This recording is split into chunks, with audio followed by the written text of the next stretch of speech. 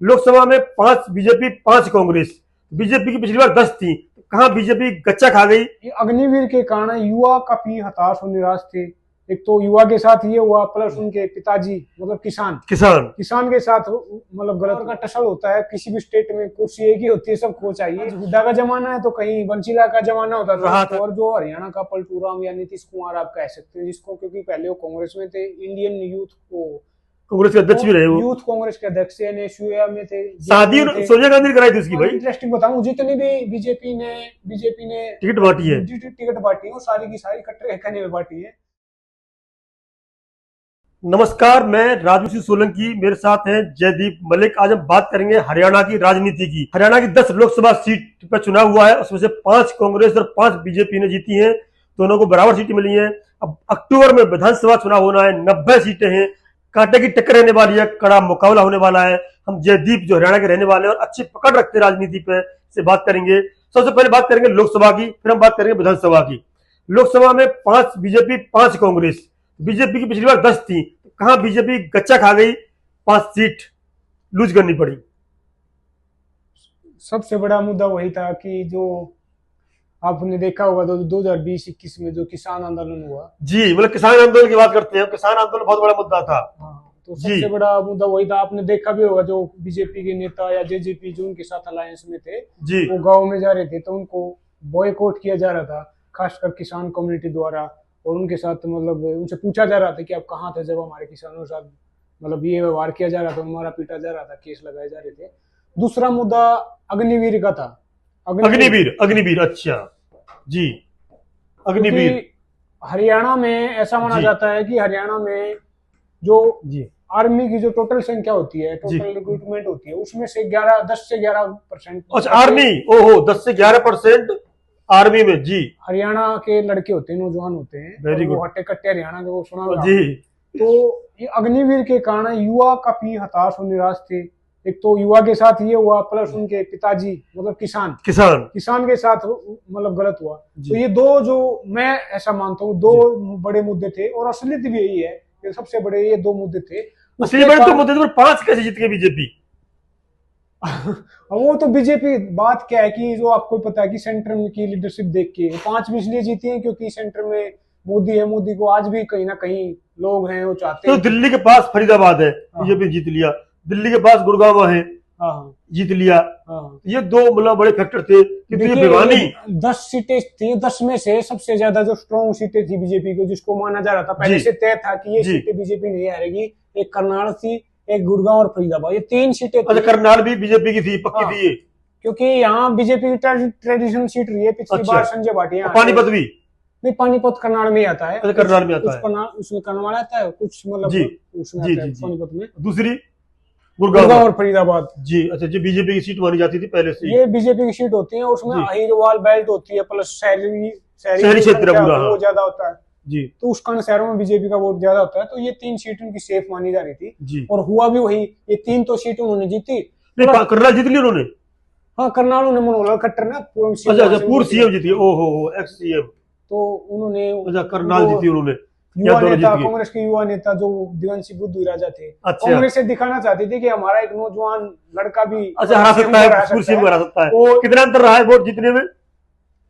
Vote का I think मुझे याद नहीं है, लेकिन काफी बड़े मार्जिन, 1 लाख से ज्यादा। 1 लाख को बड़ी बात नहीं होती है सीएम के लिए, वैसे उससे ज्यादा मुझे कोई ध्यान नहीं है, लेकिन वो सेफ सीट थी इनकी और जीत गए हैं। अच्छा। और उसके साथ साथ बीजेपी एक कुरुक्षेत्र की सीट जीती है। वो जीतने कुरुक्षेत्र में, यहाँ पे बता दें, कुरुक्षेत्र ये सीट है, जो कुरुक्षेत्र वाली सीट है, ये शायद आम आदमी पार्टी पे थी। ये इंडिया अलायंस के तहत आप पे थी।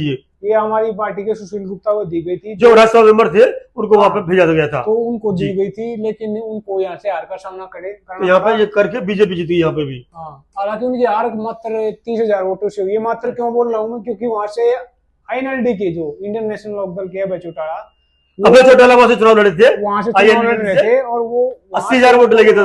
करीब 80,000 वोट, मतलब 80,000 वोट ले गए थे। वो जीते कितने थे? 42 से नहीं जीते।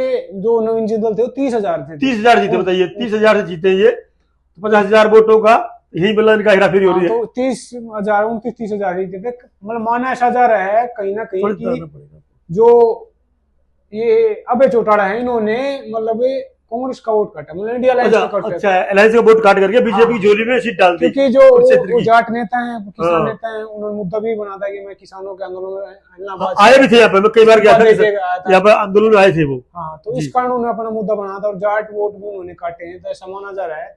तो ऐसा उन्होंने किया, उसका हार का एक सबसे बड़ा कारण हो सकता है। प्लस अब हारने के बाद ये भी कुछ खबरें आ रही है कि ये भी महेंद्रगढ़ वाली ये भी सीट बीजेपी जीती है। हाँ, ये शहर है, क्या है इसमें, क्या है ये सीट सबसे इंटरेस्टिंग है, इसके बारे में मैं आपको बताऊंगा थोड़ा विस्तार से, क्योंकि ये सीट चर्चा में कल भी आपने देखा हो, किरण चौधरी का नाम सुना होगा, जो बंसीलाल, हाँ, बंसीलाल परिवार का, जी। तो वहां से उन्होंने इस्तीफा देके मतलब कांग्रेस छोड़ के बीजेपी को ज्वाइन किया कल ही। उसका रीजन सबसे बड़ा, माँ बेटी दोनों ने किया है। हाँ, श्रुति चौधरी और किरण चौधरी। और इसका रीजन सबसे बड़ा था कि किरण चौधरी अपनी बेटी श्रुति चौधरी के लिए भिवानी महेंद्र की टिकट मांग रही थी, लेकिन कांग्रेस की लीडरशिप ने, हुड्डा ग्रुप ने या कांग्रेस की लीडरशिप ने, कुछ भी मान सकते आप, उन्होंने ऐसा नहीं किया।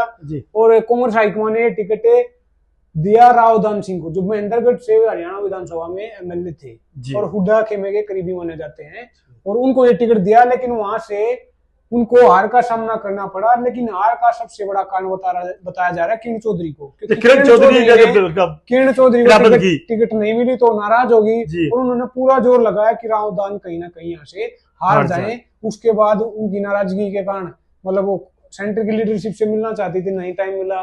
ये समस्या कांग्रेस से बहुत जबरदस्त है, कहीं देखा होगा हरियाणा में पहले भी एक थे, वो भी मिलना चाहते थे राज्यसभा टिकट के लिए, मैं राहुल गांधी से मिलूंगा तब वोट दूंगा, ध्यान होगा आपको। हाँ, तब भी ऐसे रहा था।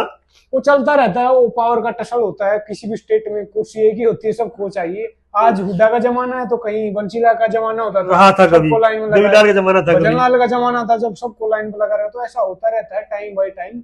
लेकिन सबसे बड़ा रीजन यही था इनका, सेंट्रल इन्होंने मतलब विश्वासघात किया है। जो राज्यसभा चुनाव था उसमें भी ऐसा माना जा रहा था कि इन्होंने क्रॉस वोटिंग की थी बीजेपी को, मतलब हालांकि खुल के खब बात नहीं आई थी। जो अजय मक्कन जी आई थिंक हारे थे, तो उनको भी एक रीजन माना जा रहा था। तो लेकिन आज इंटरेस्टिंग बात यह है कि भिवानी महेंद्रगढ़ इन्होंने छोड़ दी कांग्रेस और बीजेपी ज्वाइन कर ली। लेकिन अब इंटरेस्टिंग ये होगा कि धर्मवीर सिंह भी बीजेपी में, किरण चौधरी बीजेपी में है। और विधायक की सीट कितनी यहाँ पे? करीब 7-8 सीट होंगी। 9 सीट है, एक विधानसभा में 9 होती है, 9 करीब है। तो यहाँ से तो शाम से वो एमएलए रहती है, कई 4 बार के एमएलए हैं। तो वैसे उनके पूरे परिवार की बात करें तो 15 से 20 बार मतलब एमएलए एमपी रह चुके हैं भिवानी महेंद्रगढ़ से, या तो शाम से आप मान सकते हो। तो ये अब उन्होंने बीजेपी ज्वाइन कर, तो ये था बीजेपी का 5 सीटों लोकसभा का। अब बात करेंगे बीजेपी 5 से हारी कैसे। सिरसा की बात करते हैं। सिरसा से वो उनकी हार सीट मतलब मानी जा रही थी। तंवर जो पहले कभी कांग्रेस में थे, आम आदमी पार्टी चले गए, फिर बीजेपी में चले गए। हाँ, आपने सही बात करी। अशोक तंवर जो हरियाणा का पलटूराम या नीतीश कुमार आप कह सकते हैं जिसको, क्योंकि पहले वो कांग्रेस में थे, इंडियन यूथ को कांग्रेस के अध्यक्ष भी रहे, वो यूथ कांग्रेस के अध्यक्ष एनएसयूए में थे। शादी सोनिया गांधी ने कराई थी उसकी भाई। तो अशोक तंवर को नेता बनाने में सबसे बड़ा हाथ मतलब कांग्रेस का है, राहुल गांधी का है, गांधी परिवार का था। उसके बाद उनको 2009 में वे 2009 से 14 तक कांग्रेस की टिकट से सिरसा से सांसद भी रहे। उसके बाद 2014 में उनको हार का सामना करना पड़ा, लेकिन उसके बाद उनको हरियाणा प्रदेश कांग्रेस का अध्यक्ष बनाया गया और 2019 तक वो रहे। लेकिन 2019 में वही अंदरूनी मामले के कारण उनको कांग्रेस छोड़नी पड़ी और उनको बीजेपी ने अपने यहाँ से उम्मीदवार बना था। मतलब उसके बाद उन्होंने क्या किया, कुछ टाइम के लिए गैप लिया। उसके बाद उन्होंने क्या किया कि टीएमसी 2021 में, टीएमसी भी गए थे, टीएमसी की हवा चली तो टीएमसी में चले गए। 4 महीने बाद आम आदमी पार्टी हवा चली, आम आदमी में आ गए। पंजाब में जीत जाती है, दिल्ली में तो उनकी सरकार थी, तो लोगों के मन में ये हुआ कि अब तो हरियाणा तो बीच में है, तो अब यहाँ भी आम आदमी पार्टी आएगी। तो भाई साहब वहां चले गए। अब वहां पे कुछ नहीं दिखा, केजरीवाल जेल में चले गए, मामला ठंडा पड़ा आम आदमी पार्टी का। तो उनको लगा बीजेपी में हवा है, कुछ वहां जीता जाएगा, तो वहां गए। बीजेपी में यहाँ पे कांग्रेस जीती है भले, और वो कांग्रेस के नेता बीजेपी से चुनाव लड़े, हारी कैसे बीजेपी? तो इसलिए मैं उसको अशोक तंवर को नीतीश कुमार बोला, वो गलत कर रहे हैं मेरे अनुसार। आपकी अपनी राय हो सकती है, लेकिन ऐसा नहीं होना चाहिए। क्या दीन है जिस बात करेंगे। बागपत के सांसद है जो 64 साल मतलब पार्टी दिया रहा सांसद बन गए, वो होना चाहिए। नहीं, एक पार्टी बदल सकते हो आप, वो तो वीरेंद्र सिंह है, वीरेंद्र सिंह जो उससे बात करेंगे, उससे अगली बार आएंगे। लेकिन ये सिरसा की टिकट कांग्रेस ने इसलिए जीती क्योंकि वहां से कुमारी चल जाती है, तो दिग्गज नेता मानी जाती है, कांग्रेस की दिग्गज नेता है। टिकट थी, प्लस एससी वोट ज्यादा होती है, शेड्यूल कास्ट मतलब रिजर्व कैटेगरी सीट होती है, किसान ज्यादा होते हैं, किसान बेल्ट है वहां पे जी। तो वो सबसे बड़ा रीजन था। एक तो किसान साथ में हो गए, जाट कम्युनिटी साथ में होगी कांग्रेस के, प्लस हुड्डा का खुद भी मतलब हुड्डा तो उसके साथ नहीं रहे थे शायद। हुड्डा उसके एंटी होते हैं, मतलब जी। वो एसआर के ग्रुप था जिसमें किरण चौधरी का लिया अलग होगी, जी। ग्रुप का क्या होगा पता नहीं मुझे। तो लेकिन गुटबाजी चलती है, वो फिर जीत गई वो। हाँ, लेकिन सिरसा से कुमारी शैलजा की जीत हुई। हिसार की बात करते हैं।